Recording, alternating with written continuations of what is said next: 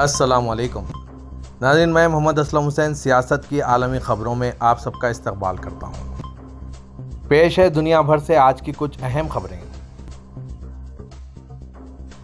روس نے یوکرین کے 4 علاقوں کو باقاعدہ طور پر روس میں شامل کرنے کا اعلان کیا ہے۔ حال ہی میں ان علاقوں میں کرائمیا کی طرح ریفرنڈم کرائے گئے تھے۔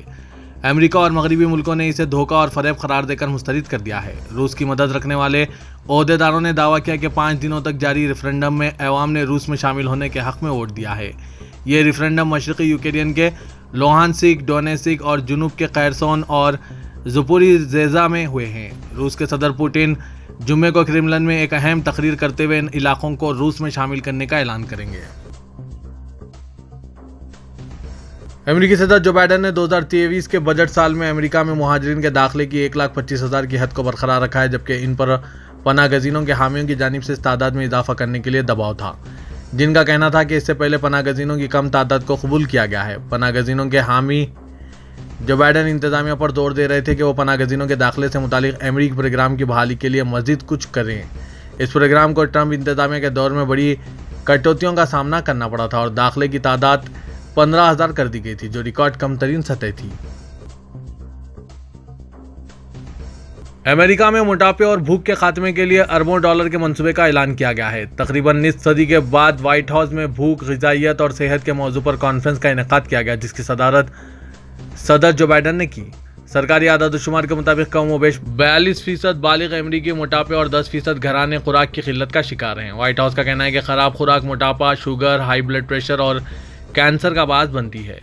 U S food and drug administration کے مطابق 80% سے زائد امریکی سبزی، پھل اور ڈیری مصنوعات کم، جبکہ چینی، چکنائی اور سوڈیم کا زیادہ استعمال کرتے ہیں۔ اس موقع پر صدر جو بائیڈن نے کہا کہ 2030 تک بھوک اور ناقص غذا کے باعث بیماریوں میں کمی کے لیے حکومت، نجی کمپنیوں اور معاشرے کو مل کر کام کرنا پڑے گا۔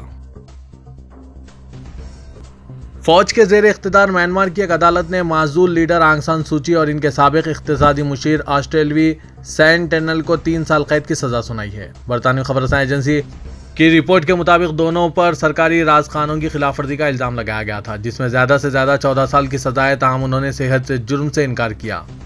ذرائع نے کہا کہ دونوں کو 3 سال قید کی سزا ہوئی، جس میں کوئی سخت مشقت شامل نہیں۔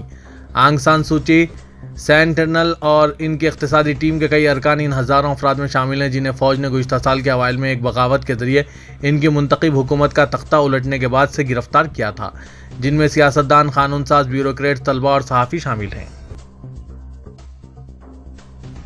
ہندوستان نے پڑوسی ملک سری لنکا کو اقتصادی بحران سے لڑنے میں مدد کے لیے مزید سرمایہ کاری کا یقین دلایا ہے۔ سری لنکا اپنی آزادی کے 75 سال بعد بدترین معاشی بحران سے گزر رہا ہے۔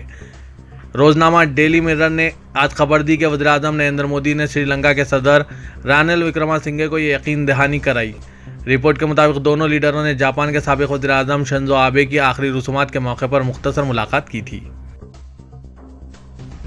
سعودی عرب کی ہیریٹیج اتھارٹی کے سی ای او ڈاکٹر جاسر الحربچ نے کہا ہے کہ 8,000 سے زیادہ آثار قدیمہ کے مقامات اور 1,000 سے زیادہ شہری ورثے کے مقامات سعودی عرب میں موجود ہے۔ الجوف میں اونٹوں کی نقش و نگار اور عالمی تناظر سے اس کی ثقافتی اہمیت فورم سے خطاب میں الحربچ نے زور دیا کہ یہ دریافت شدہ مقامات مملکت کے کل آثار قدیمہ کے خزانے کا صرف 15% ہے۔ انہوں نے مزید کہا کہ 85% مقامات ابھی تک دریافت نہیں ہو سکے ہیں۔